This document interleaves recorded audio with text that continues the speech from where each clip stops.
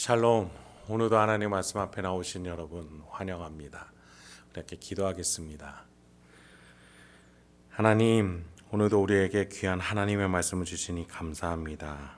이 말씀을 듣고 또 깨달을 수 있게 하여 주시옵소서. 말씀으로 우리의 영혼이 순종케 하여 주시옵소서. 그래서 오늘도 하나님과 동행할 수 있는 삶, 하나님이 인도하시는 삶을 따라가는 삶이 될 수 있도록 주여 인도하여 주시옵소서. 예수님의 이름으로 기도했습니다. 아멘. 오늘 함께 살펴볼 말씀 잠언 1장 1절에서 19절, 잠언 1장 1절에서 19절까지 함께 살펴보도록 하겠습니다. 오늘도 성실하신 우리 주님을 찬양합니다. 주님께서는 우리 인생이 죄악과 싸우며 하나님께 순종하는 삶, 즉 고난 또는 훈련이라는 시간을 보내게 하십니다. 인생이 흙과 백처럼 쉽게 나눠지지 않고 이럴 땐 맞고 저럴 땐 틀리고 이 상황에서는 맞고 저런 상황에서는 틀리는 회색 지대의 인생에서 훈련을 또 고난을 겪게 하십니다. 그 속에서 무엇이 죄이며 무엇이 하나님의 뜻인지를 묻고 또 고뇌하고 번뇌케 하시는 인생을 하나님은 우리가 살게 하십니다. 그래서 우리는 하나님께 물으면서 살 수밖에 없습니다. 내 멋대로 한다면 내 멋대로 선과 악을 규정하고 옳고 그름을 규정하여서 하나님이 없는 삶을 살 수밖에 없습니다. 그렇다면 하나님이 원하시는 그 훈련을 받을 수가 없는 것이죠.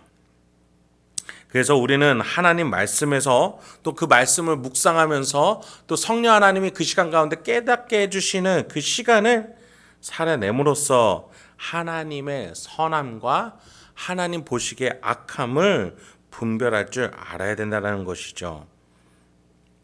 그렇습니다. 우리는 그 하나님의 뜻을 받아서 살아내는 청지기입니다. 그런 점에서 성경에서 잠언이라는 책은 우리에게 믿음 훈련을 어떻게 해야 되는지, 그러니까 하나님의 뜻, 지혜를 어떻게 받아야 되는지에 대해서 너무나도 친절하게 설명해 주는 책이라고 볼 수 있겠습니다. 오늘과 내일 이 큐티 본문에 따라서 잠언 1장을 살펴볼 텐데요. 이 말씀을 통해서 하나님 나라를 어떻게 다스려야 되는지 다시 한번 확인할 수 있는 저와 여러분들에게 소망합니다. 먼저 1장 1절에서 5절입니다. 다윗의 아들 이스라엘의 왕 솔로몬의 잠언이라. 이는 지혜와 훈계를 알게 하며 명철의 말씀을 깨닫게 하며 지혜롭게 공의롭게 정의롭게 정직하게 행할 일에 대하여 훈계를 받게 하며 어리석은 자를 슬기롭게 하며 젊은 자에게 지식과 근신함을 주기 위한 것이니 지혜 있는 자는 듣고 학식이 더할 것이요 명철한 자는 지략을 얻을 것이라. 하나님께서는 솔로몬이 하나님의 백성을 올바르게 다스리기 위한 지혜를 구했을 때에 굉장히 기뻐하셨던 것을 우리는 기억합니다. 그렇습니다. 우리는 인생에 진주를 구할 것이 아니라 하나님이 주신 진주들을 꿰매어서 목걸이를 만들어줄 지혜를 구할 줄 알아야겠습니다. 오늘 본문을 보니 이 지혜는 우리 인생 곳곳에 많은 역할들을 해주게 됩니다. 무언가를 알게 한다라고 되어 있고 깨닫게 한다, 훈계를 받게 하다, 존재를 바꿔주다, 혈기 넘치는 자를 멈추게 하기까지 합니다. 그렇게 지혜를 구하는 자는 더 지혜를 구하게 된다고까지 되어 있습니다. 그렇습니다. 하나님이 말씀하시는 이 지혜는 우리가 알고 끝나는 것이 아니라 우리의 존재를 변화시켜 주는 것입니다. 훈련을 받아 성장하게 되는 것처럼 말이죠. 그렇습니다. 아까 위에서 언급드린 것처럼 우리에게 인생은 훈련의 길일 텐데 하나님이 주시는 그 지혜는 우리에게 매우 필요한 것입니다. 성숙하고 성장하기에 꼭 필요한 것이죠. 예수님이 뱀처럼 지혜롭고 비둘기처럼 순결하라고 하셨죠. 오직 순결함만으로 되지 않고 뱀처럼 지혜로울 필요가 있겠습니다. 우리가 그 구원의 길에 다다를 때까지 순결한 믿음과 그 믿음을 지켜내기 위한 지혜를 함께 구할 수 있게 우리에게 말씀하시는 것이죠. 그래서 성령 하나님을 통해서 우리는 매번 깨닫고 알게 되며 배워 존재의 변화를 겪어낼 수 있어야 하겠습니다. 고난의 인생, 훈련의 인생, 그래서 마침내 다스리는 자가 되기 위해서 하나님은 우리가 배울 수 있게 지혜를 구하는 자가 되라고 잠언에서 말씀하시는 것이겠죠. 여러분, 그런 점에 있어서 우리는 배우기 위한 겸손이 필요합니다. 배우지 않아도 된다라는 교만함이 우리 안에 있어서는 안 되겠습니다. 6절부터 9절입니다. 잠언과 비유와 지혜 있는 자의 말과 그 오묘한 말을 깨달으리라. 여호와를 경외하는 것이 지식의 근본이거늘 미련한 자는 지혜와 훈계를 멸시하느니라. 내 아들아, 내 아비의 훈계를 들으며 내 어미의 법을 떠나지 말라. 이는 내 머리에 아름다운 관이요 내 목에 금사슬이니라. 여러분, 우리는 인생을 살면서 가지는 것들은 언젠가는 내놓고 포기하고 떠나야 합니다. 그렇습니다. 우리가 가지고 갈 수 있는 것은 없죠. 그런데 오로지 하나, 내 영혼에 쌓은 지혜는 가지고 갈 수 있습니다. 솔로몬은 이 지혜에 대해서 오묘하다라고 표현했어요. 우리가 단순히 알 수 있는 지적인 수준을 얘기하는 게 아니라는 겁니다. 하나님의 도움을 얻어야만 얻을 수 있는 신적인 신비한 지식을 말하는 것이죠. 그것을 얻을 자세에 대해서 솔로몬은 경외함, 그것을 가장 기본으로 말해주고 있습니다. 여러분, 교만한 자는 결코 하나님께 도움을 구하지 않습니다. 지혜를 구하지 않아요. 자신이 가지고 있는 지식과 자신이 가지고 있는 능력으로 감당할 수 있다라고 생각하기 때문에 하나님께 결코 구하지가 않습니다. 지금 내가 당장 느끼는 대로, 생각나는 대로, 내가 해왔던 대로 할 뿐인 것이죠. 그렇습니다. 지혜를 구하는 자는 겸손하여서 내 생각, 지금 당장의 감정, 내 앞에 눈에 있는 것들로 움직이지 않고 멈출 줄 압니다. 그래서 하나님께 도움을 구하죠. 지혜를 구합니다. 여러분, 하나님이 주신 지식과 세상이 주는 지식이 사실 그렇게 큰 차이는 없습니다. 하나님은 자연 만물을 통해서, 과학을 통해서, 사람을 통해서 우리에게 지식을 주실 때가 있습니다. 신자라고 해서 특별히 똑똑해지는 것도 아니고 비신자라고 해서 공부할 때 덜 습득되는 것이 아니라는 말씀입니다. 하나님은 일반적인 상황에서 모든 사람들에게 자비를 베푸셔서 인간이 지식을 습득하고 사고할 수 있게 하셨습니다. 문제는 그 지식을 가지고 어떤 지혜, 목걸이를 만들어낼 수 있는가, 거기서 차이점이 달라지는 것이죠. 하나님을 믿고 따르고 겸손한 자는 하나님의 특별한 지혜를 받아서 그 지식들로 가지고 가장 어여쁜 보배로운 목걸이를 만들어내지만, 하나님의 도움 없이 자기가 가진 지식만을 가지고 살아갈 수 있다는 자는 자신의 지식에 결국에는 패망하고 넘어지게 된다는 겁니다.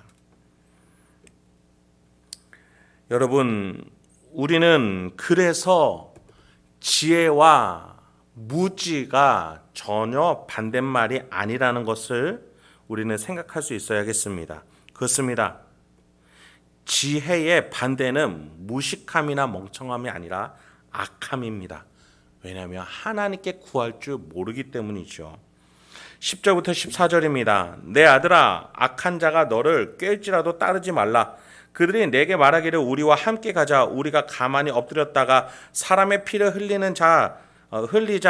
죄 없는 자를 까닭 없이 숨어 기다리다가 스올같이 그들을 산채로 삼키며 무덤에 내려가는 자들같이 통으로 삼키자. 우리가 온갖 보화를 얻으며 빼앗은 것으로 우리 집을 채우리라. 지혜가 없는 자들은 악한 자들이라고 말씀드렸어요. 왜냐하면 하나님의 하나님으로부터 시작하지도 않고 또 하나님을 향하지도 않기 때문입니다. 오로지 자기 자신만 생각하기 때문이에요. 하나님이 없는 자들이 지식을 가지면 가질수록 더 악해지기 마련입니다. 그들은 타인에 대한 정보를 미리 알고서 악한 데 쓰기 위해 계략을 짭니다. 기다렸다가 그들을 치며 피 흘리기까지 기꺼이 합니다. 아무런 이유 없이 사유도 없이 죄 없는 자를 모함하고 죽입니다. 여러분, 이들의 행동의 시작점에 하나님은 결코 없습니다. 그래서 오로지 자신의 악함에서 시작을 하는 것입니다.